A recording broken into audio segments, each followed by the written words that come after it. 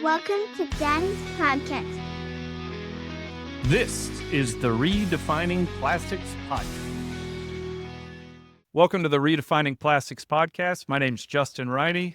Today, I've got an interesting one. We got Elayna Simmons, recycling expert, I'm going to call you. I'm going to give you the title expert.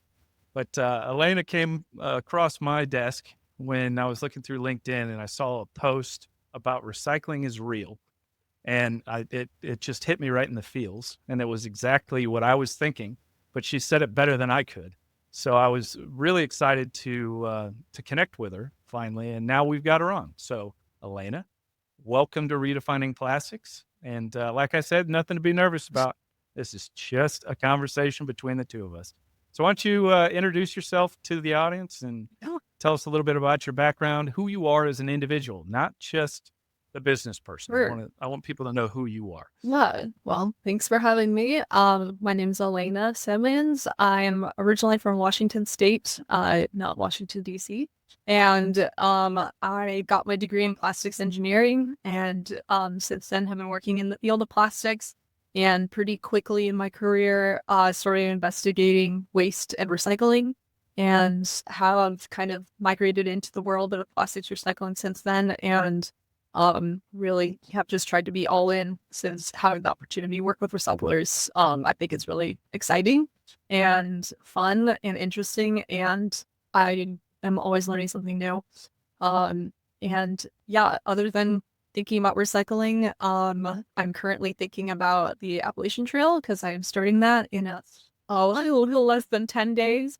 And I'm feeling a little nervous about that, but not taking that on as a little adventure for about 6 months, and hoping to just spend some time out in nature and with myself and come back here refreshed to continue working hard in this industry.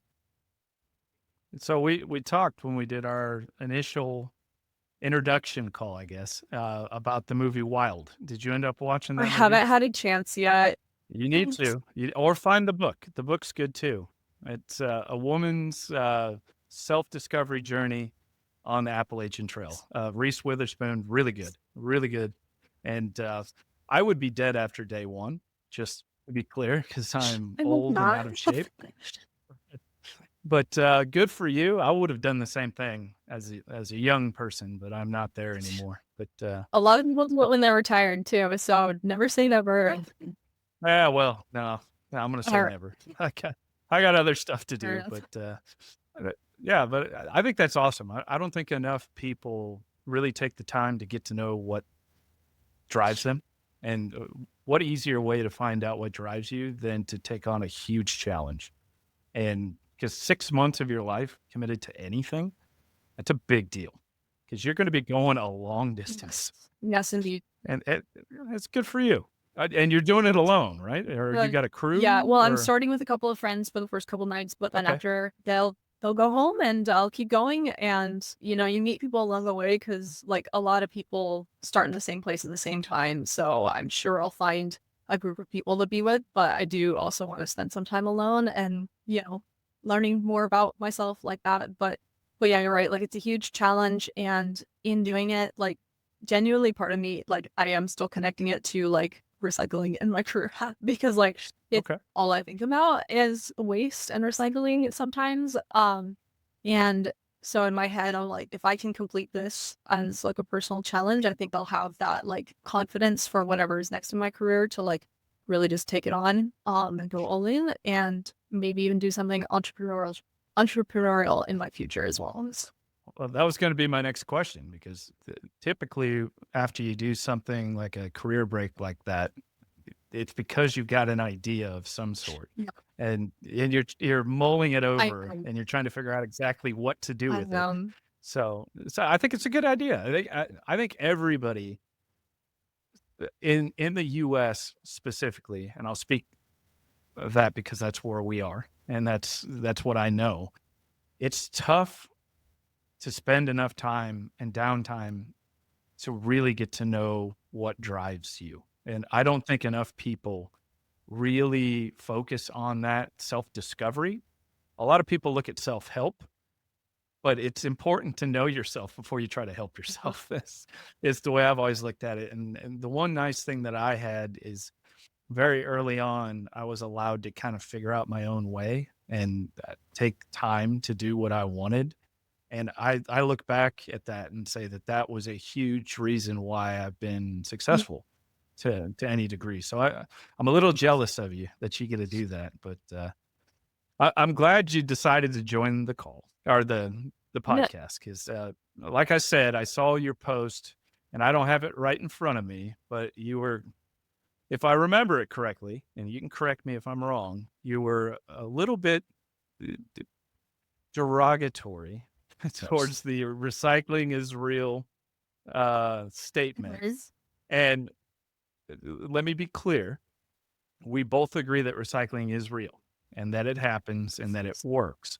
It was the messaging and the tone of the messaging and the way that it was presented that you had a problem with. And I agreed with you. I thought the messaging was wrong because I think if I remember correctly, the recycling is real logo was right in the middle of it was like a crowded cityscape well, and there was waste everywhere. yeah. Well, so the context was this was at a recycling show, and Okay. some very conscious individuals wanted to take a stand against the plastics industry. And so they came to where there was like a networking event after the show. And they actually came and they had found that recycling is real marketing campaign. And they like made a little like twist to it and were displaying it like right outside where that networking event was happening. And which I thought was brilliant already. I was like, how did you find us? Yeah. And Guerrilla marketing. how did you find out about this? But their marketing Yeah. was better than the plastics industry's marketing. And that's where it was. And that's why I gravitated towards what you were saying, because I've been saying for 6 years now that we do a really bad job of marketing to consumers, specifically consumers of your generation. I can't say generation apparently.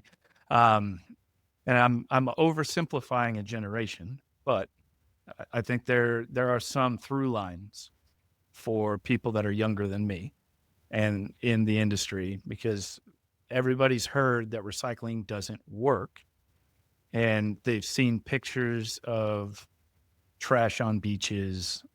They've seen Photoshop pictures of the garbage patch in the Pacific, which when you look at it, it just looks like the ocean. But anyway, that it's still a problem. Don't get me wrong. It's still a problem that we need to resolve, but it doesn't look like what people say it does. But I think we do not know how to connect with consumers. We know how to connect with each other. We're really good at selling to each other. I'm really good. The companies that I've ever worked for are really good at selling to big brands and convincing them to use polystyrene or polyethylene or whatever. But we don't talk to end consumers, and all they hear is microplastics in the brain, waste on beaches. There's more waste in the ocean than fish by 2050, which is, as far as I know, disproven. But that's the stuff that they hear every day. And then there are colleges that are shutting down their plastics program. And we talked a little bit about this in our first call, that a lot of those programs are shifting to sustainability now. So I am always shocked when I find somebody who is younger than me that went to school for plastics. So how did that come about? Like why plastics? How did you end up there? Well, I mean, for me, actually, like I had a background in like ocean science of all things, since I was from the West Coast. We liked the ocean out there. So kind of going from that into plastics was kind of an interesting step. But I chose plastics because I had such an interest in science, and I found that I had a real interest in manufacturing and just a passion for it. And in particular, I was very interested in medical plastics because plastics are very essential to our medical field. Yeah. And I thought it was great. I thought it was really cool and really wanted to get into that field. And so to me, like studying plastics was a way of helping other people. But through that program, I became fascinated with manufacturing. I became fascinated with the materials. And then in my first job, it was like my first real entry into an industrial setting, and seeing the level of waste at industrial scale like really kind of clocked me in the bar.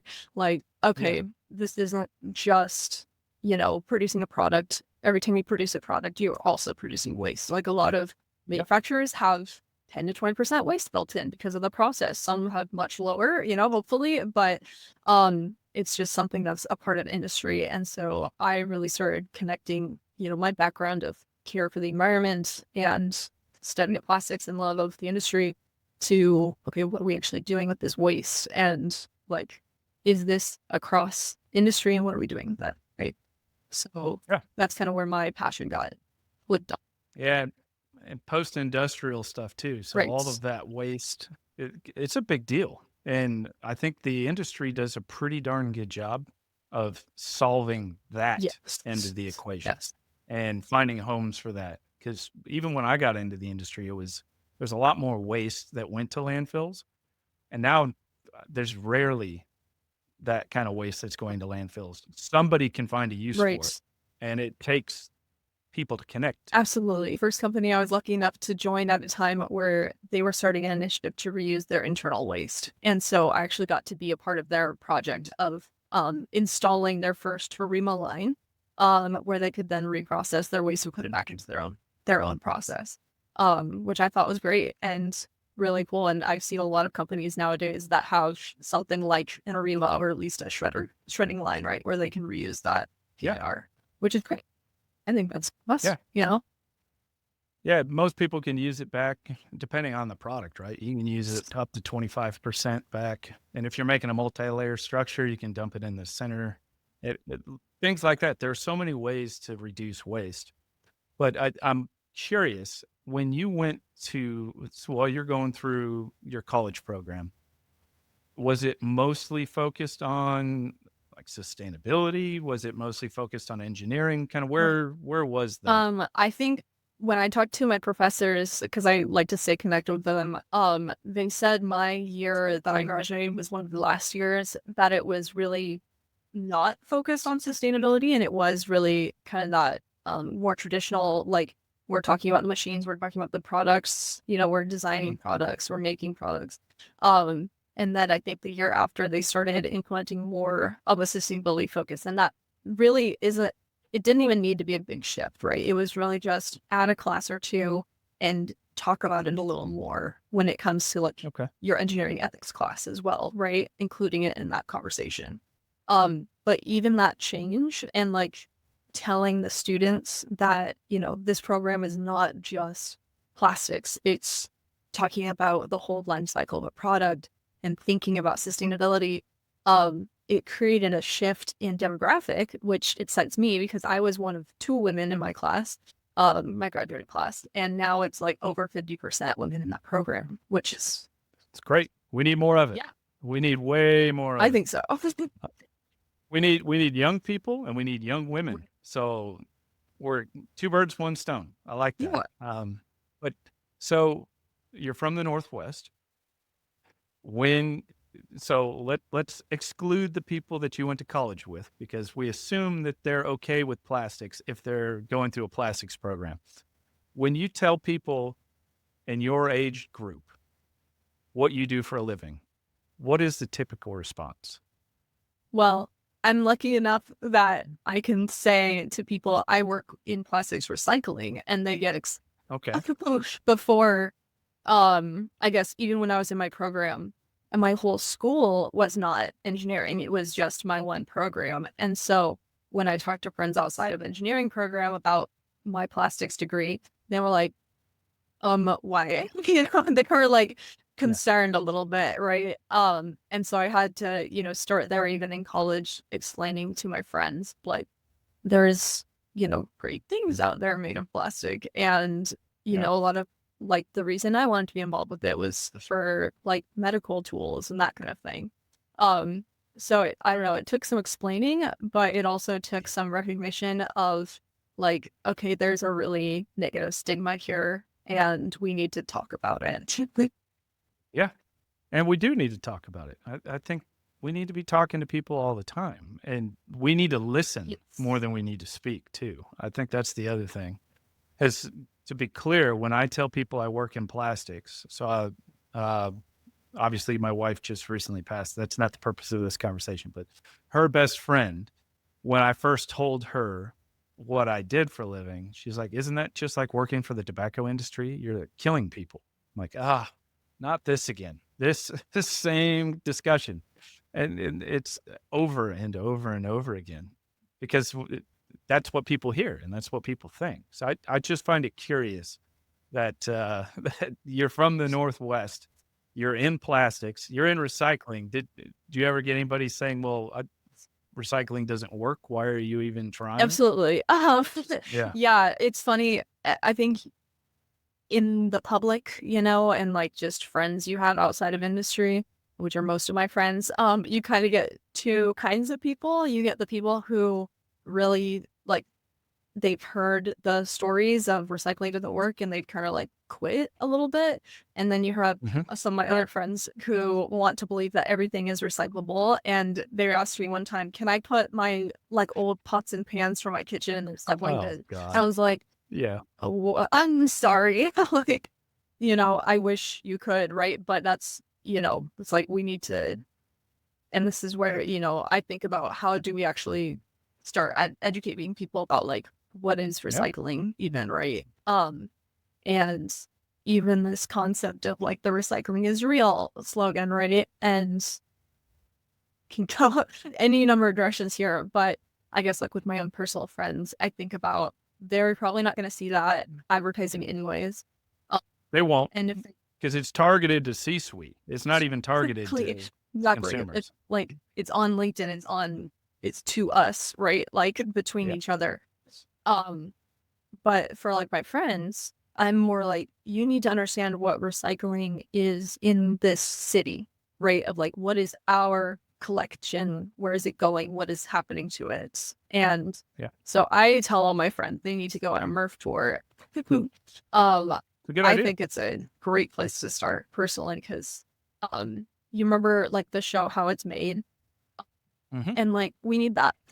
Personally, I think if we wanted to actually like educate people, we should do those kinds of videos very specifically of like how is waste handled as a concept and not make it about plastics recycling at all, but just talk about what's happening in your city, right? Like where is this waste going? Why does it matter to put it in a bag or not put it in a bag or whatever it might be, right? So I'm going to challenge you a little bit, because I've been talking to the brave guys, so Mitch and Adam, about doing a video exactly like what you're talking about. I need a younger voice to do it. okay. Do you want to do that? Put me in. What's this? All right. See, and that's what I'm saying. This is the kind of Yell it. collaboration, Yell it. connecting with people and talking to people that are passionate about this system and want to improve it. Like you joined up in the recycling world because you wanted to make it better, right? Absolutely. We understand that it is a decent system, but with the right connections and the right collaboration, it could be a great system. Right. And with the right investments and people, for the most part, we need younger, forward-thinking, data-driven people in the plastics recycling industry. So that is my biggest concern.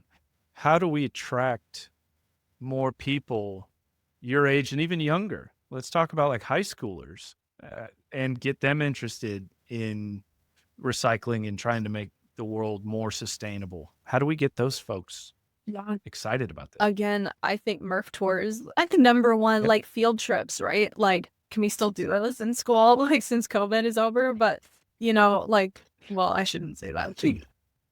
It's still out there. There's Yeah. a lot of things going on right Yeah. now. But the point is, field trips are a thing, right? Like getting kids out of the classroom to actually show them what's happening and talking about like the things that they're able to maybe purchase on campus and like, is it recyclable? Where does it go? And like, even I know that there are like high school classes that are like engineering 101 type of classes, and like bringing up the conversation of, what you design into a product matters for the end of its life, right? Which maybe they're already talking about. I don't know. But I think that kind of thought process of really thinking about what you do matters in terms of like how you make something and then where it goes afterwards, and understanding the systems that we live in. And I think that's something that really, I think personally, I've always, since I was a high schooler, wanted to know, how does our world work, And like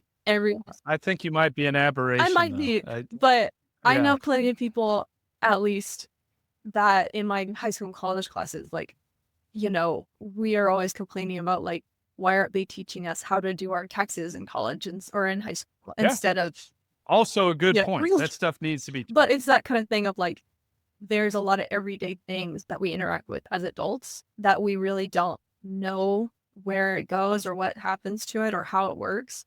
And I think there's curiosity to be sparked there. Well, can we spark curiosity when people's attention spans like 10 seconds or less? Like, how do we do that? Well, And that's the difficulty, right? We're trying to express complex issues to a soundbite world. Yeah.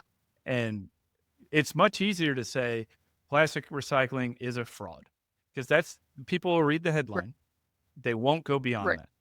How do you say plastic recycling is real and prove it to people when now it's already ingrained in them that it isn't real, that it is a fraud, and they're only going to pay attention to a soundbite? How do we do that? And I don't know if you have an answer for that, because I sure as heck don't. Sure.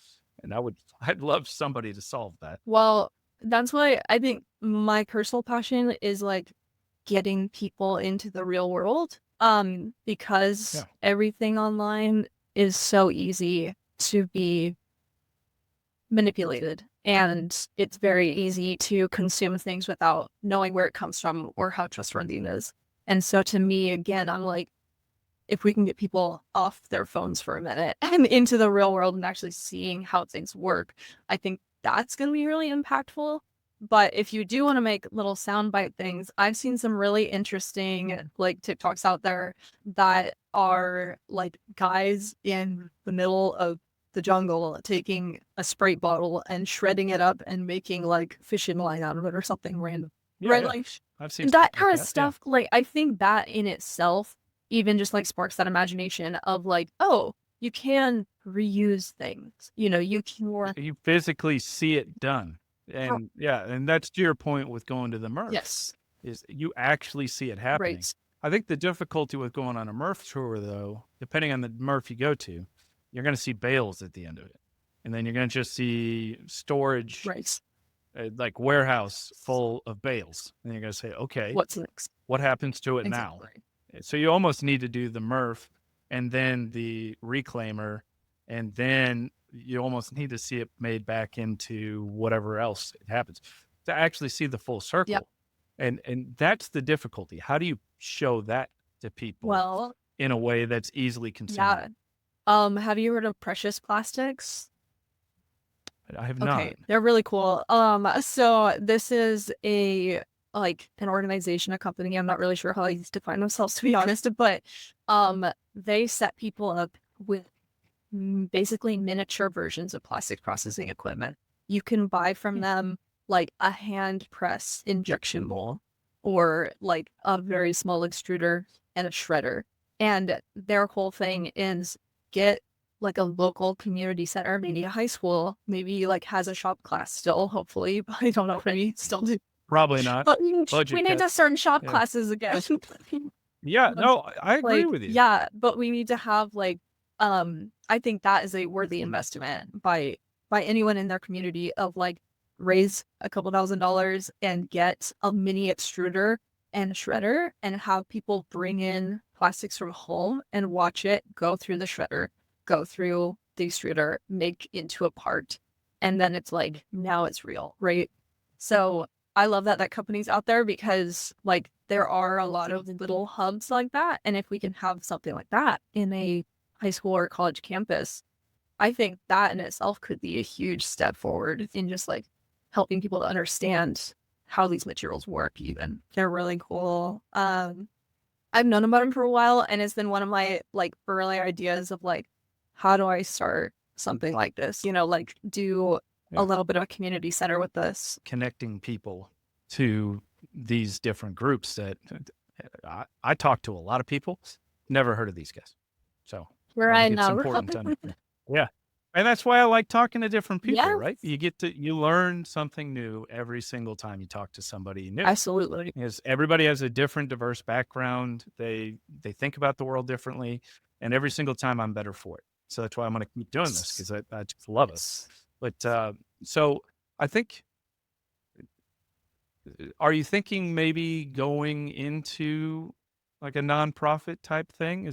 It kind of seems like that's where you're leaning a little bit. I think for me it might depend on what's available and out there, when I'm off the trail. Fair enough. But Yeah. but yeah, I think I want to really like personally, I want to be more involved in my community, and I want to encourage other people my age who I think really do have that tendency to isolate and be inside on their phones all the time and consuming media, to like get out of the house and do something productive and community oriented. And this is something I'm passionate about and would love to do wherever I end up after the trail, right? Is actually like, what if I set up a little shop, right, where people can come in and make a little plastic part out of their own trash?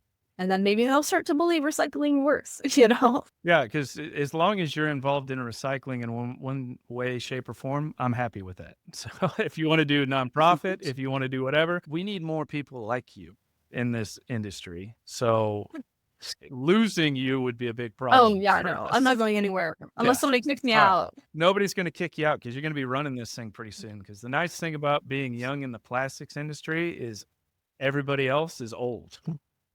You're going to be taking your pick of jobs because nobody else is doing these I appreciate things. that So, vote of confidence. yeah, I think there's so much that we can learn from different generations that I don't think we take enough time to sit and actually talk. Mainly because your generation doesn't pick up the phone if I call.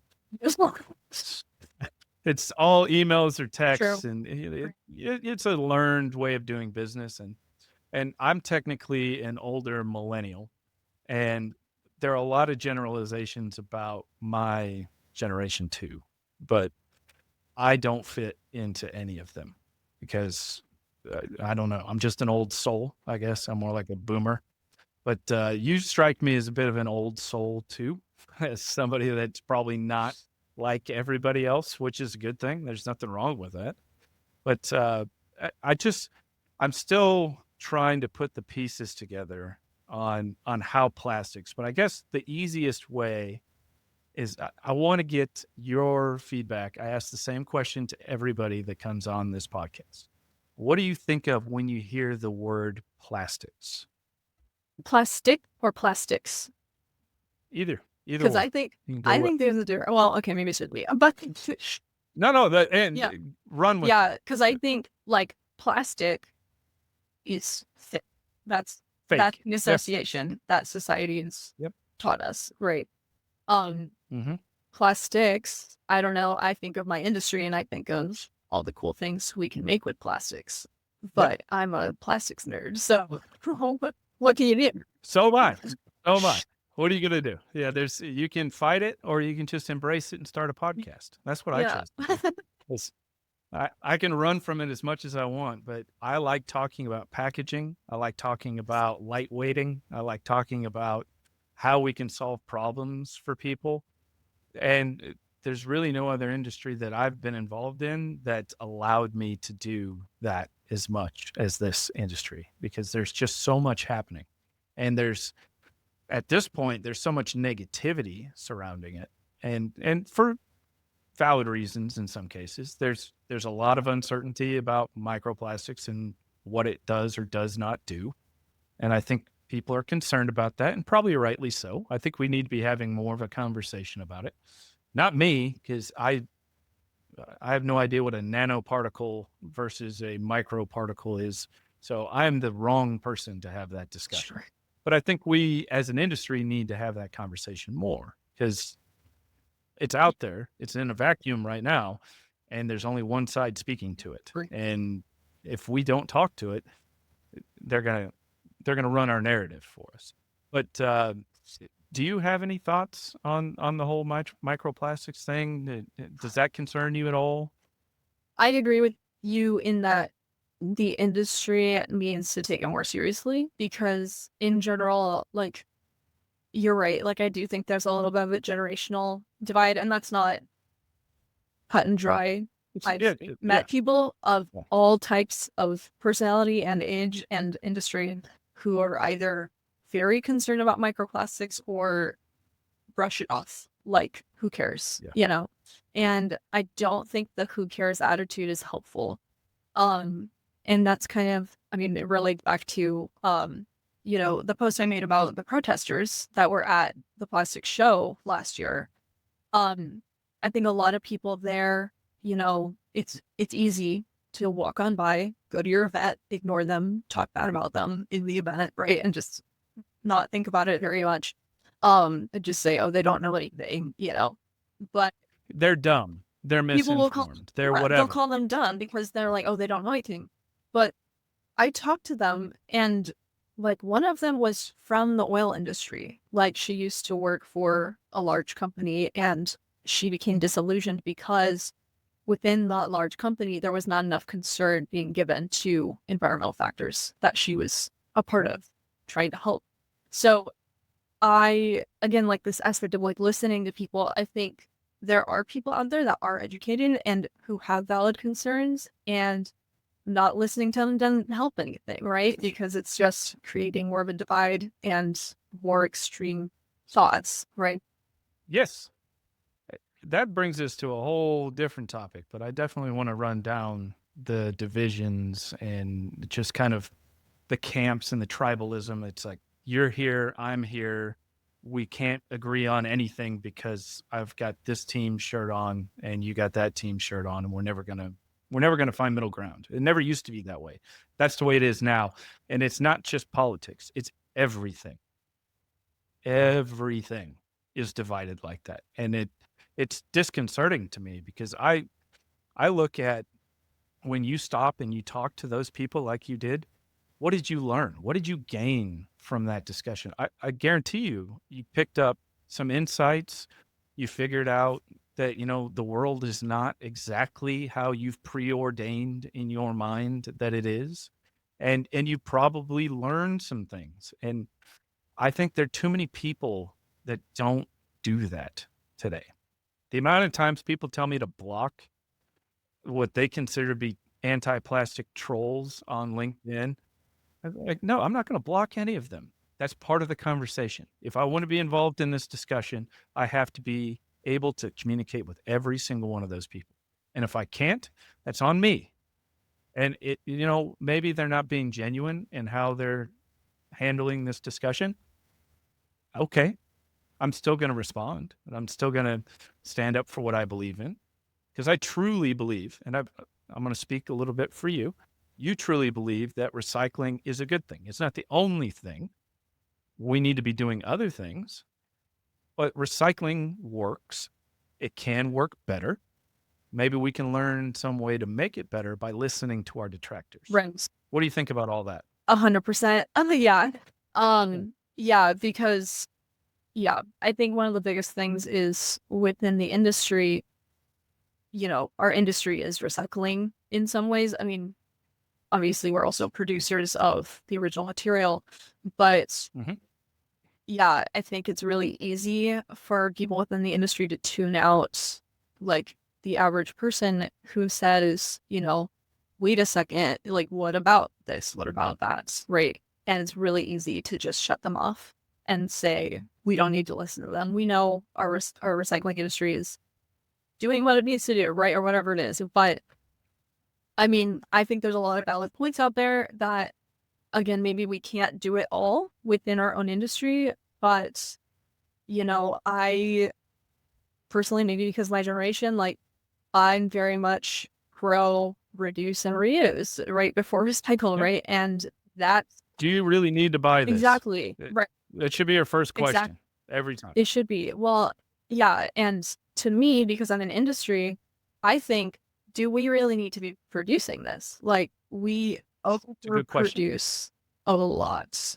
And Okay, let's dig into that. please, let's do it. So, in your mind, how do we overproduce? Well, so last year when I was at the Polyolefins conference as PE, Mhm. there was a presentation from an olefins producer, and they were talking about building these new plants. And then we had a follow-up talk from someone in the more accounting industry talking about, here's the level of production from polyolefins, and here's the level of recycling. And at a certain point, there's no competition, right, for recyclers versus virgin resin, in polyolefins at least, right? You're never going to get the cost You're never to even be on par. right. So, And that's why I think a lot of people within the recycling industry are actually pushing for like those actual resin caps, right? Because otherwise there's no way to compete financially. But beyond that, even just as a kind of common sense thing, you know, it's a difference of values, right? Of, do you want constant growth and you're going to build these plants that you've been planning for 10 years because you see growth in your future, or you might take into consideration the greater marketplace of, we're leaning towards recycling now, maybe we need to reduce, you know? Like, yeah, and I think you're touching on an important point. And I think so if you look at growth charts, the growth in the plastics industry is on par with economic growth over that same time frame. So it's not like plastics is growing at some sort of exponential rate at the expense of something else. It's really just growing with the market. But what you're saying, and I think there's something to be said here, is that if we can't scale recycling and make recycling work well enough that we can start to eat into that, go beyond the 10% recycle rate, which is also a little flawed because it's all production and not just like not just packaging. that's a statistic. It's still not good. To many friends. It's still not. Yeah, it's not good enough. Our numbers, even if you take out durables, is still not good enough. We want it to be better, and we need it to be better, and that's what I'm trying to do, and I know that's what you've been trying to do. But I think the overarching discussion is, how do we get it to where brands and then consumers actually pay for the cost differential? Because if you want PCR, it's going to be more expensive. You can do PIR all day at a lower cost today. If it becomes, if from a marketing perspective, PIR becomes on par with PCR, then those costs are going to become more even. But if we don't have people that want to even pay for it, how do we solve that? Because the other option is you're going to move it all to paper. There's not enough paper recycling to pick up for that. So you've got a lot more deforestation. So there's a trade-off. So I said a lot there. There was a question in there somewhere, I'm sure. Well, yeah, and I guess I could say, like, I guess to offer my perspective as someone of my generation, and I think a lot of people my age agree that in general, we feel that overconsumption and overproduction are both issues, and they go together, right? Like you said, market growth has been extreme, I would say. Right. You talk about it as market equals consumption. If you want to talk about it that way, say consumption growth has gone up X percent. But there's also then you have a point there. Preemptive production growth, right? Because in the predictions of market growth, we produce more, and it's producing more than it's consumed, right? So you have polyolefins industry produces a lot more than is being consumed, and then they have to hold on to it until it's ready to be consumed. Like, this is just a part of this market, and it's why resin prices fluctuate quite a bit, right? It's because they will just produce, and then sell it cheap. And that's why I don't think that recycling will be able to compete no matter how much it grows, because you can always make more virgin plastic than you need. Yep. So, And yeah, if we're going to talk consumption, I listened to your reaction kind of video. Oh, with my buddies from college? Yeah. Yeah. I thought I don't agree with your takes. And Okay. And that's fair. but Yeah. yeah, because I think again, and it's not just generationally, but I think in particular, my generation we've been taught from an early age about the fact that we live in systems. And maybe it's just me and my brain and how I work, but viewing it as we live in a world of systems and recognizing how brands make their choices, right, for their packaging and how everything on the grocery shelf is designed so that it catches your attention to buy it. Yeah. And there's a lot of psychology going into these choices that I'm not going to disagree Right. with any of that. So I think we've created an economy of consumers, yes, and we're not producing right. really anything anymore. And I think there's been such a disconnect between all of this is connected, right? Like you were talking earlier about not seeing how these processes work and not understanding what goes into it. We're talking about people don't even understand how their food is produced. They don't understand how any of this happens. And then they expect somebody else to take care of it when they're done with it. It's because they're going to throw it away. It's going to go into the trash. It's going to go into recycling, whether it's wish cycling, if they actually check to see what's accepted, or if they're putting pots and pans in their recycling bin. They just think somebody else, that's their problem, not mine. And we need to be more holistic. And to be fair to myself, my opinions have actually changed since I did that episode in a lot of ways, just from talking to different people, which is the nice thing about doing these things is I learn and I grow as I have these conversations. And thank you for being that kind of person, because there's a lot of people who are very staunch in their beliefs and it doesn't help anything, right? Like we need to be able to learn. And but you're right. Like we're in a throwaway culture, right? And I would say that's a lot of the world right now, but especially here, I would say it's so easy to buy something cheap, throw it away and buy it again later, rather than buy something quality that lasts, right? And sometimes something that is made of plastic is quality and lasts, but a lot of the time we are designing from the start, right? It goes back to where do we start with our design, and we're designing single use, we're designing throwaway. And on top of that, you have the statistic you brought up before in a different podcast, I think, about Gen Z is like the lowest rate of recyclers.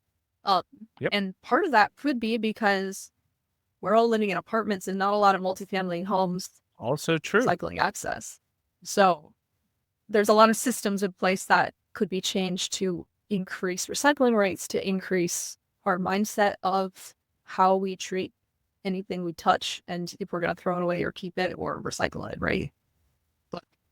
And you're touching on another important point, which is another reason why I wanted to talk to you. You can weaponize stats very easily. You can take a stat and you can make it work for you in any argument.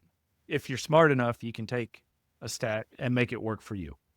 And so you make a valid point that I didn't even think of when I did that. I don't even remember what episode that was on. It's probably been multiple, but I did not think of the fact that Gen Z doesn't own a lot of homes and they don't maybe have access. Or a lot of them are angry. Recycle. They want access to recycling because they want to believe that they can do something good for the environment and, not just be throwing things in the landfill. So I really do think that people want to recycle, at least my age of people. Like, if they haven't been so jaded yet by the messaging of recycling doesn't work, they want to do it, and they might just not have access.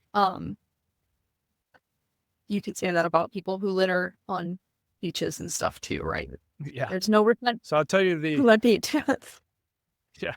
most common comment I get on YouTube videos is, don't you know that all of this material is just going to end up in a landfill?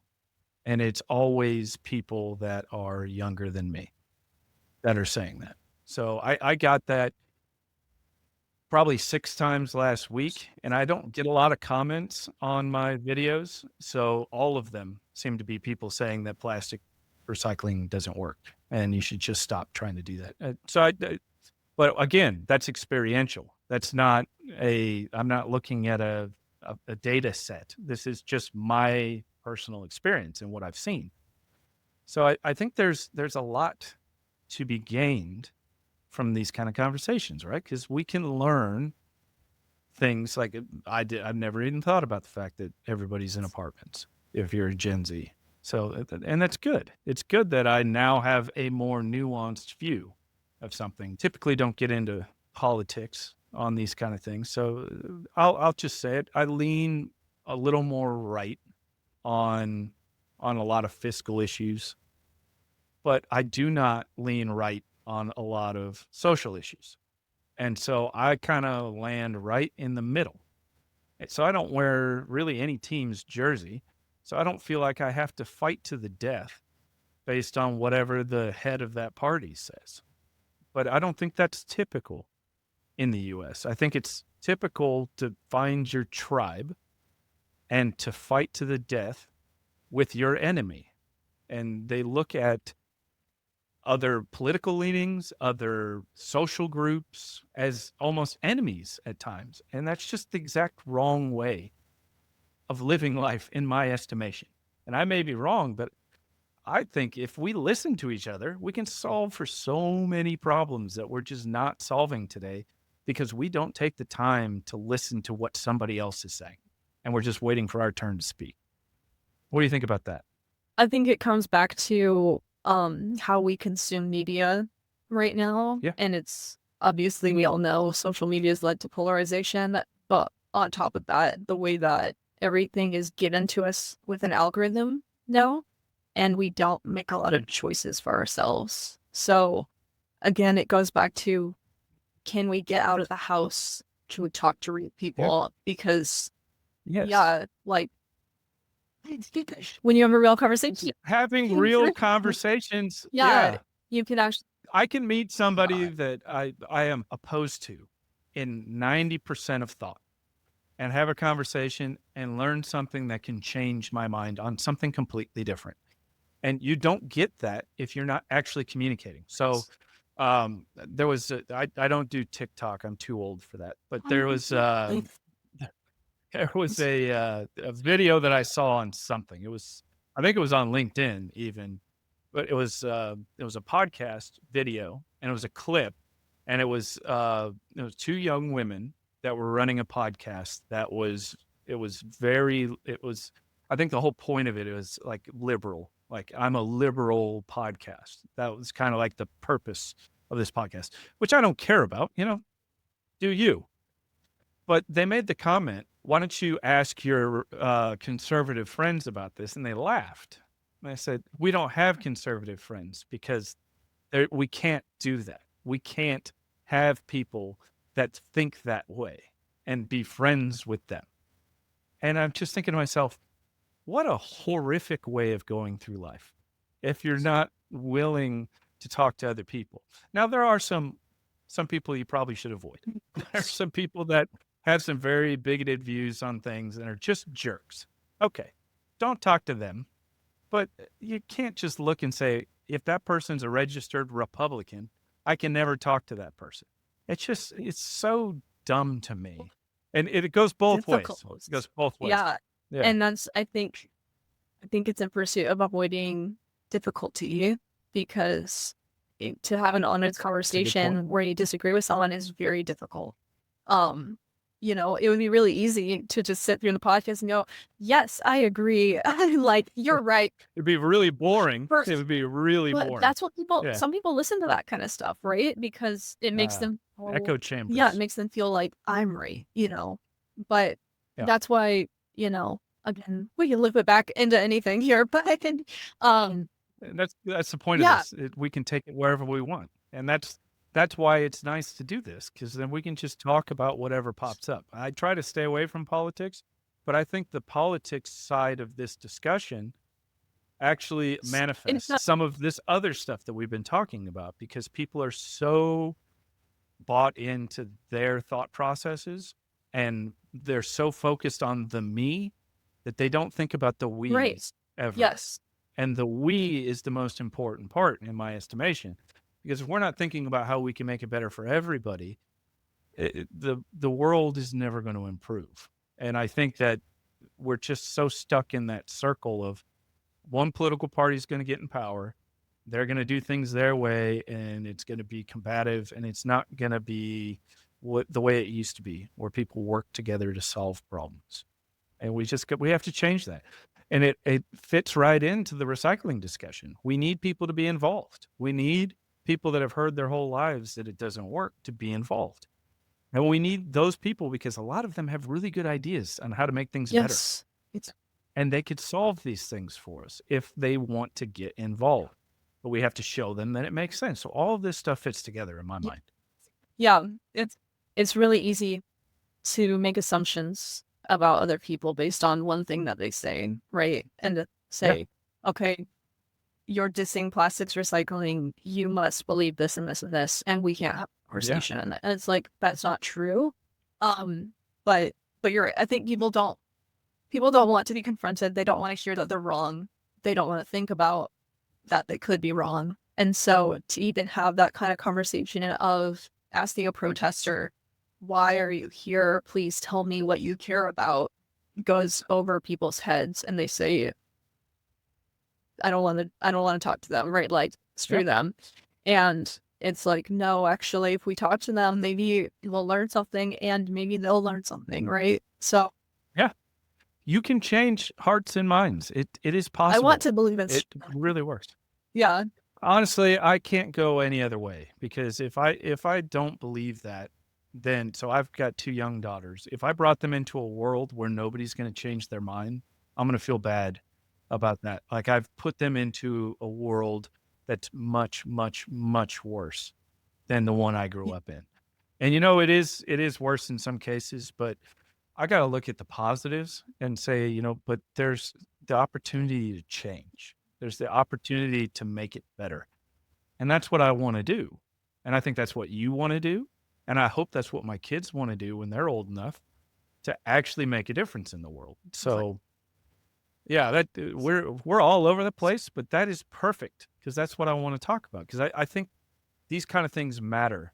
And I think for me, I want more people to be willing to have the hard discussions. Because if you aren't willing to have hard discussions, let's be really clear to anybody that's listening to this right now.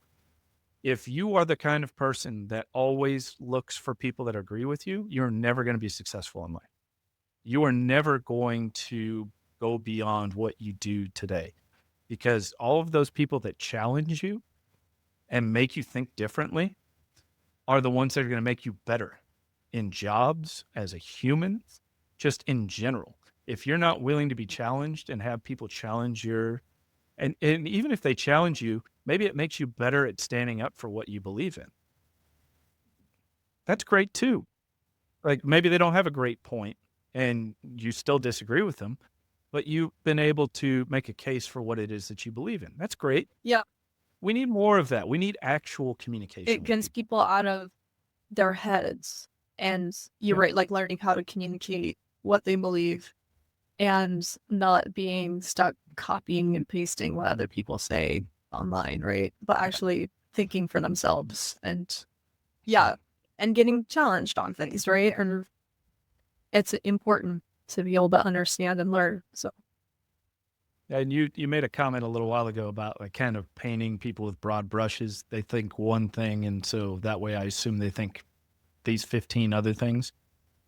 I agreed with you because I know I've done that, and I've done it recently.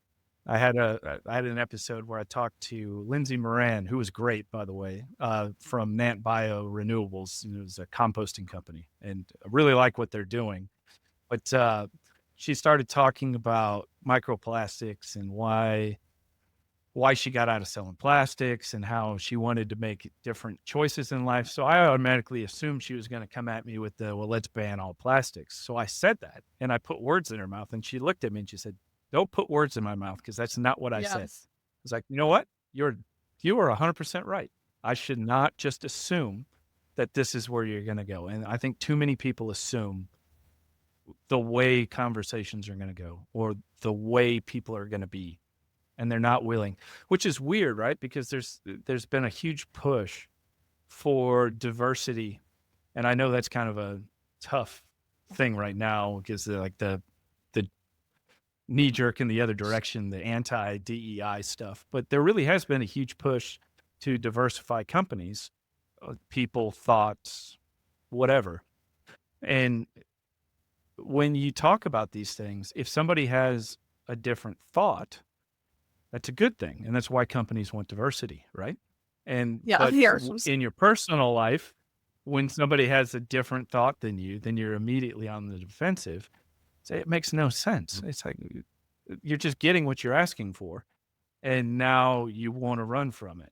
And so, we're way off plastics at this point. But we can cut all this. We can no, we could. I honestly think this is informative. I think this all fits together, and I think if we don't look at the world holistically, we're going to make the same choices, and we're not going to grow. We're not going to be any better. Well, yeah, and I didn't have a thought about plastics specifically, or about the holistic approach, right? I think a lot of the times the plastics industry is targeted for a lot of messaging when it really is like, I don't know how to say this, but like, you want to say brands? Is that what you were going to say? Say brands. Brands and I agree with you. Food companies, right? Where it's like, we don't have to go down this rabbit hole. I was going to talk about like globalization of the market as well. But you can go down the rabbit hole if you want to. If you're comfortable going down the rabbit hole, go right ahead. I think I'm all for it. I think something that like in like my personal life and in general in the public, right? Things that get brought up a lot is like, okay, why is this piece of fruit packaged in plastic? It never needs to be packaged in plastic. And why is it chopped up? Yes, and then put in a thermoform? That shouldn't happen. Convenience culture and looking for something new to sell and meeting needs that shouldn't even exist in the first place, right? But like my go-to is the cucumber that's wrapped in plastic, the English cucumber, which is a superior cucumber. And it's actually like tastier than the other ones that we normally get. But it's one of those ones that like was my own thinking of like, we never used to have this cucumber in the stores when I was a kid. And we do now. And the argument that always comes up, always on LinkedIn, is someone saying, why do we wrap this cucumber in plastic? And everyone in plastics is like, it's preserving the freshness of the cucumber. It's better this way. We're helping solve food waste. And I'm like, okay, but we didn't have to ship this cucumber around the world to begin with. But like, it's a valid point. Right? So it's like, we're almost like creating a problem to solve sometimes because it's a new product to sell. Well, you started running down globalization a little bit. You almost have to ship some of this stuff around the world, though, because certain countries can't produce their own food. So that's a different argument than what you're saying, though. But like here in the U.S., we don't need a cucumber from England or wherever it's being produced. But food waste is a big problem, though, right? Like if the consumer culture, like that apple has one little color spot that I don't like, so I'm not going to pick that one up. And then that one gets tossed. And that becomes methane in a landfill because it's not being composted properly like it should be, like nature would deal with it. That's the way it should be handled, but it's not. So we're just making a bigger problem because I think in a lot of cases in the U.S., we do overproduce some food. Yes, we do. And we don't need all of that. And so if we're going to do that, we should probably keep plastics in that equation so we can make it last longer. But do we really need to make as much as we are? But then eventually somebody's going to come back and say, well, you're not thinking about the starving kids or something like that. And like, okay, this isn't a thought out discussion. This is like popping into my head as we go. I'm not prepared for this discussion in any way, shape, or form. But yeah, it's like these are the kind of things that I think if we look at things from the bigger picture, we're much better for it rather than just my myopic view of the world. This is what I see every day. This is what I read. Right. X or Twitter or whatever the hell it's called now says this is the way I should think, and so that's the way I'm going to do it. And like, no, let's read a book every once Oh in my a while. gosh. Let's talk to Imagine somebody. reading a book. I know. No, you're right. I got Yeah, because it's very, very easy to jump to why is a cucumber wrapped in plastic, and then from the plastics industry perspective, it's very, very easy to jump to we're solving food waste, and then it's like there's more to this conversation. That's Yeah. really the it is not just black and white. yes. There's more to it than that. There are shades of gray on both sides. And I do think that plastics is great for preserving freshness and keeping more food out of landfill. I will say that. But sometimes, do we need to ship this stuff, to your point, halfway around the world? Or how to cut sometimes? up cucumber in a plastic jar. Yeah. That would be Yeah, great. I forget where I saw it. I think this was also on LinkedIn. And there was this very self-serving English woman who was just very impressed with the sustainability efforts that she was going through. And the only part of it that I agreed with was that she was saying, I'm not going to eat anything that was not grown on this island. And she lived in the UK because I don't see the purpose of shipping a mango Yes. from there to there. And you know what? I'm going to give up some things Yes. because I'm not going to do that because I'm thinking about my carbon footprint to that extent. There's something to be said to that point Absolutely. of it. The rest of it was patting herself on the back because of how great she was as a human, which I could not stand at all. But that part of it, I was like, okay, I see what you're doing there. And I agree with that in theory. But it's when you start thinking like, look, I'm saying all the things that the algorithm is going to love, and it's going to make it so some plastics guy in the US sees it, and then he's going to talk about it on his podcast in a couple weeks, and then it's just going to blow up even the more. algorithm give it to I you know. because you engage with these people instead of blocking them. I know. I know. I learn more because I talk to people that really don't like plastics and probably don't like me. Well, And that's perfectly fine. and I just think, yeah, I really think like it's about expanding the conversation, right? And making it not just about plastics. It's about all packaging. It's about food waste. It's about what are we sold and what are we convinced to buy that we don't need. And we should do another field trip to landfills as well. And people Yeah. should be educated on how does a landfill work and how does recycling work and how does composting work. And It's a big video. We're talking like an hour long. we're having video multiple now, 'cause videos. We got like 7 stops. This is multiple Yeah. videos. And then, All right, yeah, all right. but yeah, I mean, people need access to these systems and they, So you're gonna have to keep me in the loop then for when you actually get back off the trail, so we can get you to narrate all these things for yeah. me. 'Cause I get sick of hearing the sound of my own voice on these videos. I need somebody else to do it. But I give everybody the opportunity because we've been talking for an hour and 5 minutes now. But I give everybody the opportunity to talk about anything that we haven't covered today that maybe is something that you're really passionate about, that you wanted to bring up, maybe a cause that is a big deal to you. I know wherever your mind takes it, you can run with it. If you don't have anything, that's fine too. We've talked for a while. Well, we've been talking about everything I'm passionate about. So, yeah, I don't know. If anyone wants to follow my blog while I'm on the Appalachian Trail, I have a blog. And if you want, We'll get that in the show notes too. and check out Precious Plastics. And if Yeah. you have a community near you that you want to do more recycling, you can invest in your own mini extruder. And if you want to do more in your personal life to be more eco-conscious and think about what you're buying and where it comes from.